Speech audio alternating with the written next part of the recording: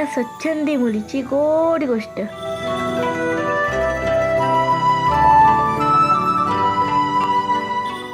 धीटपणाची परीक्षा.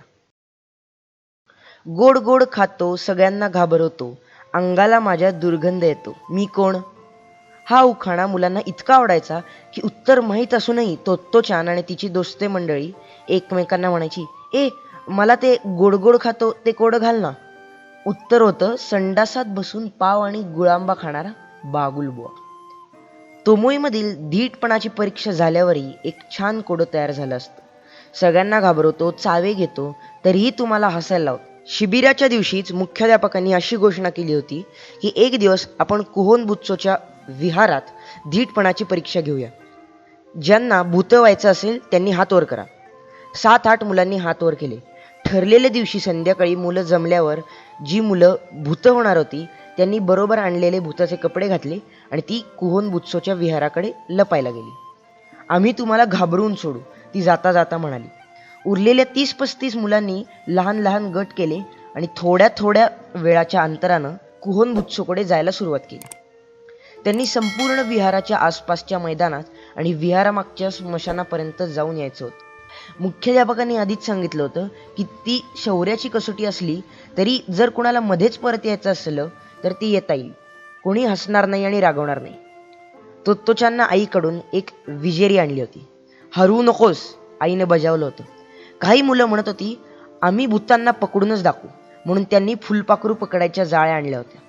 तर काहींनी भूतांना पकडायला दोऱ्या आणल्या होत्या. काय काय करायचं हे समजून घेऊन मुलं निघेपर्यंत बराच अंधार झाला होता. गाई गोपी उतरला राजा असं करून गट पाडले होते. जपानमध्ये या खेळाला जेन केनपो असं म्हणतात. सर्वांनी प्रथम हात पाठीमागे घेऊन जेन केनपो असं म्हटल्याबरोबर हात पुढे करायचे. ते करताना हाताची कात्री किंवा दगड मूठ आवळायची अथवा हात नेहमीसारखा ठेवून कागद करायचा. कागदापेक्षा कात्री मोठी, कात्रीपेक्षा दगड आणि दगडापेक्षा कागद मोठा, कारण तो दगडाला गुंडाळू शकतो असं मानलं जातं. तेव्हा ज्यानं केलेली खूण मोठी तो जिंकला म्हणजेच उतरला असं समजलं जातं. पहिला गट उत्साहानं शाळेतून बाहेर पडला. अखेर तोत्तोचानच्या गटाची पाळी आली. मुख्याध्यापक म्हणाले होते की भूतं बहुतेक रस्त्यातच भेटतील, पण मुलांना खात्री नव्हती आणि नाही म्हटलं तरी त्यांना थोडी भीती वाटतच होती. विहाराच्या अंगणात गडद अंधार होता. चंद्राच्या प्रकाशामुळे खरं तर रात्र खूप आल्हादक होती, पण आता कोणत्याही क्षणी भूतांशी सामना द्यावा लागेल या जाणीवेनं कोणाचं चित्त थाऱ्यावर नव्हतं. ई कोणीतरी किंचाळलं. अंधारात झाडांच्या सावल्या आणि पानांची सळसळ फक्त जाणवत होती. जमिनीवर कशाला तरी कोणाचा तरी पाय लागला आणि भूत म्हणून कोणीतरी ओरडायचं. अखेरीस मित्राचा धरलेला हात सुद्धा भूताचा वाटायला लागला होता. स्मशानाकडे जायचं नाही असं तोत्तोचाननं ठरवून टाकलं होतं, कारण भूतं नक्की तिथेच लपलेली असणार. आणि खरं म्हणजे आता धीटपणाची परीक्षा म्हणजे काय हे तिला समजलं होतं. तिला तेवढंच पुरं होतं. गंमत म्हणजे तिच्या गटातल्या इतरांनीही नेमका तोच विचार त्यावेळी केला. तसं करणारे आपण एकटेच नाही याची खात्री करून घेत सगळ्यांनी परत शाळेकडे धाव घेतली. ते शाळेत जाऊन बघतात तर काय, त्यांच्या आधी निघालेला गटही तिथं परत पोचलेला होता. स्मशानापर्यंत जायला सगळेच घाबरले होते.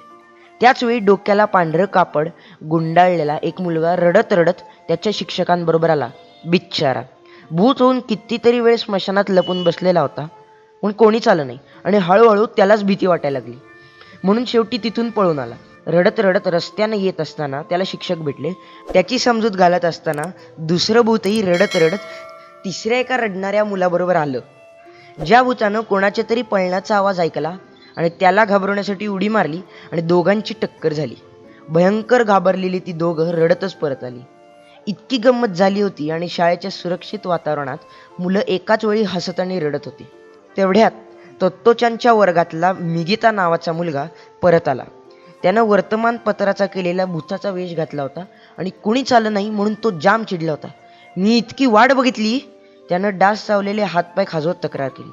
भूताला डास चावले कुणीतरी म्हणलं आणि सगळेच हसायला लागले.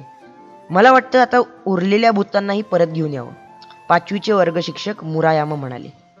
रस्त्यावरच्या दिव्याखाली घाबरून उभ्या असणाऱ्या भूतांना त्यांनी एकत्र केलं आणि काही भूतं तर घाबरून घरीच पळाली होती. त्यांना सगळ्यांना जमवून मारुयामा शाळेत घेऊन आले. पण त्या दिवसानंतर तोमोईच्या विद्यार्थ्यांना भूताची भीती कधीच वाटली नाही, कारण त्यांना समजलं होतं की भूतांना ही भीती वाटतेच की, नाही का?